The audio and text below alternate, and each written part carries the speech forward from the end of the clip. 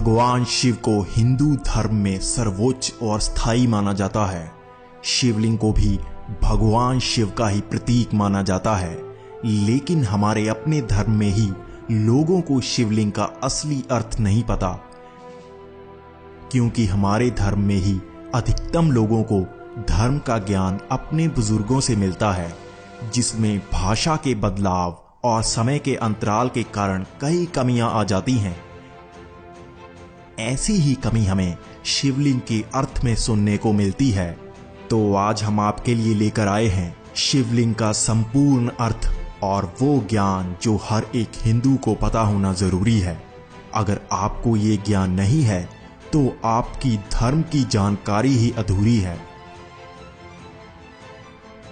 दरअसल आज कई विदेशी और गैर हिंदू शिवलिंग को लिंग ही समझते हैं, जबकि हिंदू धर्म में अज्ञानी भी यही समझते हैं और इसे बढ़ावा देते हैं। असल में अगर हम अपने वेदों का गहन अध्ययन करें तो उसमें शिवलिंग का वर्णन किया गया है। शिव को इस ब्रह्मांड का एकमात्र स्रोत बताया गया है, उन्हें निराकार और स्थायी बताया गया है, लेकिन शिवलिंग को लिंग बताया ही नहीं गया। ये त्रुटि सिर्फ उन अज्ञानियों की वजह से फैली है जिन्हें भाषा तक का ज्ञान नहीं था। संस्कृत में लिंग का अर्थ होता है प्रतीक, तो शिवलिंग का अर्थ बना शिव का प्रतीक।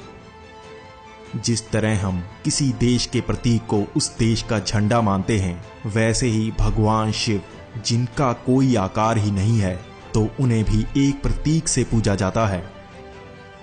इसी तरह अगर आप पूरी दुनिया में प्राचीन शिवलिंग को देखेंगे तो आपको पता चलेगा कि हर शिवलिंग का आकार दूसरे से अलग ही होता है।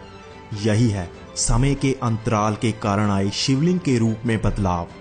शिवलिंग को शिव का प्रतीक मानकर एक आकार बनाया गया जिसमें भगवान शिव की पूजा की गई। उस समय भारतवर्ष में संस्कृत का चलन था, तब लिंग का अर्थ प्रतीक माना जाता था, जैसे स्त्रीलिंग यानी स्त्री का प्रतीक और पुल्लिंग यानी पुरुष का प्रतीक। लेकिन जैसे ही विदेशी आक्रमणकारियों ने भारत पर आक्रमण किया, तब यहाँ पर भाषा में भी त्रुटियां आने लगीं। इसी से अर्थ में भी बदलाव आते चले गए। आज भी अधिकतम हिंदू सिर्फ सुना हुआ ज्ञान ही सच मानते हैं और उनके पास श्रीमद् भगवद गीता या वेदों का लिखित रूप नहीं होता। इस कारण वो इन गलतियों को भी सही मान लेते हैं। अब आपको ये तो पता लग गया कि शिवलिंग का कोई और अर्थ नहीं बल्कि शिव का प्रतीक है। अब मैं आपको बताता हूँ ये शिव का प्रतीक कैसे बना। दरअसल शिवलिंग को अंडाकार रूप में माना जाता है। अगर आप वेदों और शास्त्रों में बताए अनंत के प्रतीक को देखेंगे तो वो भी यही था, यानी कि अंडाकार। प्राचीन समय से ही अनंत का प्रतीक यही रहा, लेकिन पश्चिमी सभ्यता से ही इसे ये आकार कहा जाने लगा जिसे हम आज इन्फिनिट कहते हैं।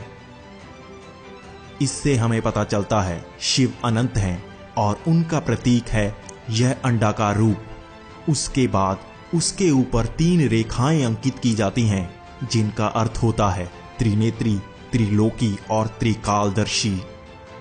इसी रूप की पूजा की जाती है, यानी अनंत महासागर के निर्माता, जो निराकार रूप में हर स्थायी वस्तु और ऊर्जा का केंद्र हैं। ऐसे ही निराकार स्थायी रूप के प्रतीक को हम भौतिक आकार में ढालकर ध्यान के समकक्ष महसूस करते हैं। अब आपको भी ये वीडियो हर प्रिय को शेयर करनी है ताकि वो शिवलिंग का सही अर्थ जान सके, और अगर आपको कोई शिवलिंग का गलत अर्थ बताए तो आप उसे ये वीडियो दिखाकर चुप करा सकें। इसी के साथ आप इस वीडियो में कमेंट भी करें, इसी से हमें ऐसी और वीडियो बनाने की प्रेरणा मिलती है। धन्यवाद।